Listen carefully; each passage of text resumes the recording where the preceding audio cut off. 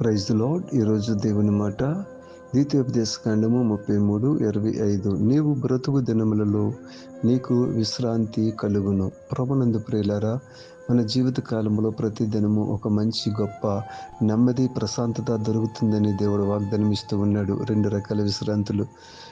ఈ భూమి మీద ప్రశాంతంగా జీవించడం, రెండవది మరణం తర్వాత విశ్రాంతిలోనికి వెళ్ళడం. కానీ ఇక్కడ చెప్పబడింది, ఈ భూమి మీద ఉండగా దేవాతి దేవుడు మనకు తోడుగా ఉంటానని వాగ్దానం ఇస్తూ ఉన్నాడు. అంటే మన జీవిత కాలంలో ఎన్నో పోరాటాలు ఎదుర్కొంటాం. శ్రమ, కష్టం, దుఃఖం, వేదన, పోరాటాలు ప్రతి దానిలో కూడా దేవాతి దేవుడు మనకు తోడుగా ఉంటాడు. అన్నిటిలోని విజయనిస్తాడు. కన్నీటి వెనుక దేవుడు ఒక తృప్తిని, ఆనందాన్ని ఇస్తాడు.